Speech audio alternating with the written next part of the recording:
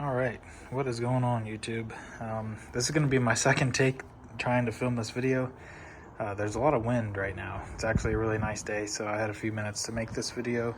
I had planned to make it earlier, a month ago this year, but I thought today would be pretty fitting since the car is officially 25 years old. So we're going to try this again. The wind is already picking up, so got a few exciting things going on. Got my morning coffee here. Cup series is about to start tomorrow. My daughter is a month old, and now this is officially 25 years old. So I'll go ahead and start with a few things. I know a lot of you have followed me since I've had this car, or just chime in every once in a while for tips and different things like that with your Imprezas. So I always appreciate that because I do this for fun. So without further ado, obviously the main thing that you always want to address is going to be the rust on these cars. So I am going on 5.5 years of owning this car. It has been garage kept in my house and the apartment that I lived in for a while. So in 2020 I got the quarter panels fixed. This side wasn't as bad in 2020, so I don't think they did a whole lot to it. It ended up coming back, and earlier I say this spring, but it was last spring, the rust started to come back, so I patched it. I will be the first to admit I'm terrible with body work, but if you're driving by or you don't look at this, it looks pretty good. Obviously from a distance, you can never tell, but if you get up and look at it, it's pretty bad, but it still works. Got rid of the rust. Car for the rest of the body up front, it looks good. I did have the end of the rockers patched up. Of course you can't see it now because I've got the side skirt, but they're good for a while. That's another big issue with this car, or these cars specifically. The rear end and underneath of the car looks pretty good still. All that's just surface rust. Nothing to be too concerned or worried about. There is a little bit of surface rust under this bumper. I can't think of what it's called. It's the bar between the bumper and the frame of the vehicle. So come around to this side. This was the worst side back in 2020 that got replaced. As you can see, fender looks pretty good. No rust or anything under there, but I am starting to get more comeback that way. So just little minor things like that. The rocker on this side was also touched up on. The only other issue that I'm having with the rust is going to be on the interior of the engine bay. The battery that I replaced ended up leaking the acid a little bit. You're not going to be able to see it, but it ended up causing some corrosion on the battery tray, which is of course very common issue with these. So otherwise no other serious frame rust or anything like that. So I always try and keep up with this thing when I can. So maybe in another video I will address that. But as far as anything else goes, I'll go ahead and go over all the stuff that I've replaced with this car. And as you can see, the interior is still in immaculate condition. I always try and clean this thing every couple weeks, or any time that I drive it in the winter or bad weather. I am starting to get a little bit of surface rust up here along these crossbars, which I know it is a common issue with some of these older ones. So nothing's leaking, but eventually I would like to get in there or take those off, take the headliner out, and replace all that stuff on the inside. But now that I'm out of the wind, I can kind of go over my maintenance so far, which has lasted on this Dollar Tree list for some time.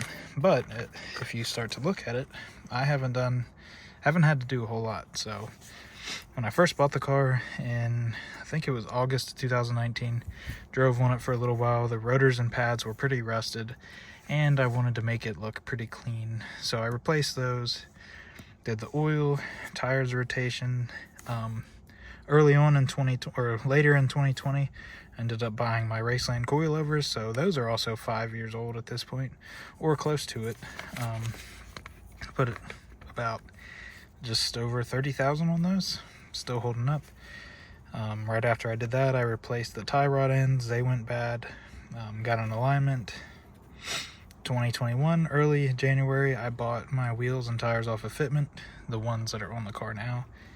And again, oil. Shortly after I got married, I had to do the knock sensor, which that was very easy to replace. Oil again, rotated the wheels. The first set of brakes and rotors that I got, they were from Rock Auto, and they were the carbon ones that you have to really, I don't know what it's called. You got to break them in, and I don't think I did that very well because they started to squeal and then they were grinding pretty bad when coming to a stop. So that could have been my error or maybe just the quality of it. So I ended up replacing them again for peace of mind. Haven't had any issues since. Then I had driver's side tie rod end go bad again, and these were Moog parts from AutoZone. Never again will I buy those. They were shit. And so ended up doing that and the inner tie rod. So I did that right around the same time that I got the front control arms and the ball joints, which actually I think I got it all at once. I just did them in separate videos. I can't remember.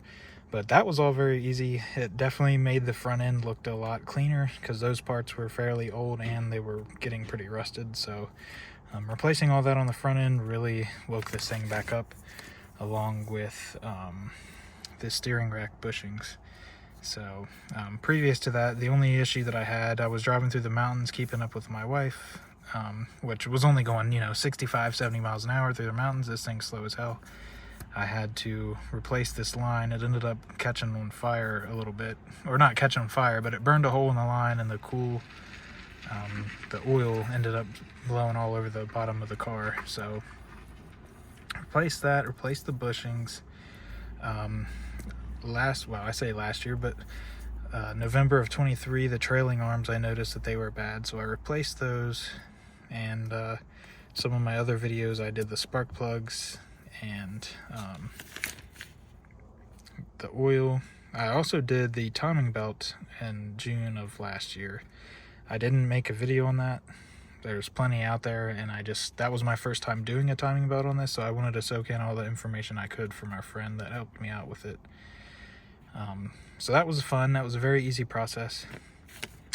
And the last thing that I replaced just a month ago, 2 months ago now, was a battery. I ended up getting rid of the 5.5-year-old battery in this thing. I bought it when I bought the car, just again to have some peace of mind. And it was leaking really bad, and when it was cold the last few weeks, like in the teens, ended up taking a long time to start. So I went to Costco and replaced it for like $120 or something, and it came with a 3-year warranty, so I shouldn't have any issues with that. So all in all, this car has been awesome. It loves the winter time, does really well. As you can see, interior, I try and clean this out. Tried to keep it as clean as possible, and also every time I drive it in bad weather and whatnot, try and clean it out. So yeah, mint condition interior, other than this piece I'm missing, and then I've got a cracked rear seat buckle for like a car seat or whatever. The center console is still in good shape. I just put this on here to keep it clean in the winter. If I'm wet or whatever, come in, sit down. At least this will soak it up and it won't go in there and get soaked up by that. But all in all, car's in great shape. Hope to keep it that way. Engine, no leaks or anything like that, knock on wood. We all know how these Subis like to get when we start talking good on them. So come back here. Yeah, beautiful car. Love this thing. If I know a lot of you have the same style Imprezas out there, just hit me up. We can always talk about them, or just keep these cars alive as long as possible.